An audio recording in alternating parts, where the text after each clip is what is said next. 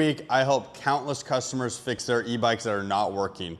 Some cases, the electrical components are broken, and in some cases, just mechanical. But in today's video, we're going to be going over how to diagnose and fix each of your electrical issues or mechanical issues. So let's get started. First, our most common issue is displays not turning on. Now, a lot of my clients like to jump to conclusion that they have a bad controller or a bad wire harness, but there are a few simple things that we can check first before we jump to those conclusions. First, the battery. Sometimes the battery can slide on or off the mount, especially if the key has been left in the battery, it can kind of wiggle out. So we're gonna wanna make sure that we really push the battery down, make sure that's set in, lock it in, hear that click, then we can remove the battery. Also, if that is all fully seated and the bike is still not turning on, we can check the display. 9 times out of 10, I have realized that it's just a bad display. You just plug in a new display, it usually turns right on. So we'll wanna check the display cables. So come in here, make sure that none of the pins are bent. Once we realize that none of the pins are bent, we can plug it back in, fully seated. Then we can go ahead and test the bike, make sure it turns on. Second scenario, display turns on, but the bike is not working at all. Throttle gives 0 response and the motor output is 0. How do we fix this? It's very important that you hire a professional to come out and do this because there are many factors that can be contributing to this. Some being the brake sensors. Sometimes if your brake sensors are triggered, it won't allow the throttle to work. So what you can do to test it is you can unplug the red plugged brake sensors, and then you can go ahead and test the bike that way. If the bike starts working, then you know you have a bad brake sensor. If it's none of those, it can be something like the controller or the wire harness. The controller is the brain of the bike that sends the output to the motor after engaging the throttle. That can go bad. What indicates that is the display will turn on, no motor output. Usually you have a bad controller, potentially a bad wiring harness. But first, the most important things to check is your brake sensors and that your display is actually on and working. Also, it could be something as simple as a kickstand sensor, depending on the bike that you have.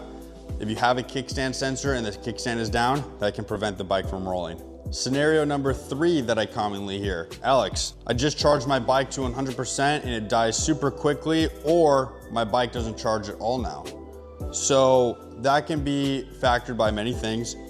Your battery management system, the BMS, could be going bad on your battery. If that's the case, I would recommend maybe sending the battery away to a rebuild factory and they can replace the BMS and get your battery back up and refurbished. That is an option right there.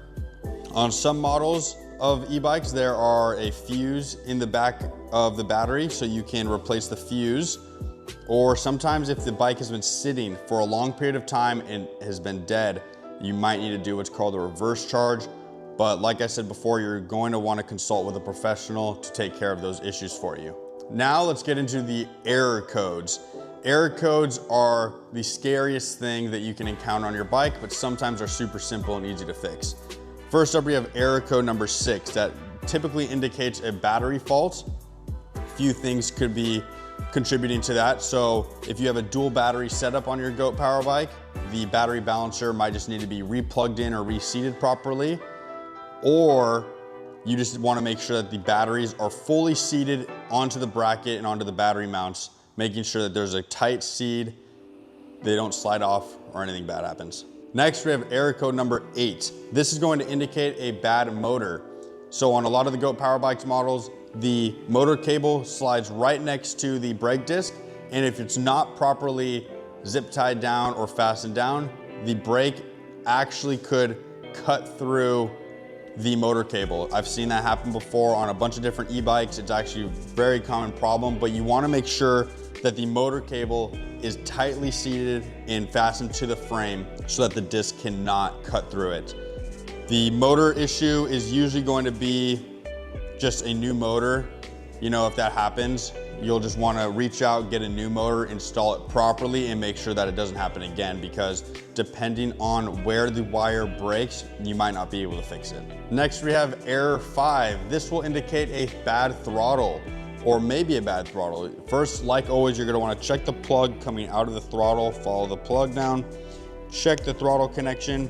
On these throttles, you really wanna make sure that the pins are not bent. It's not your traditional 3-pin or 2-pin setup.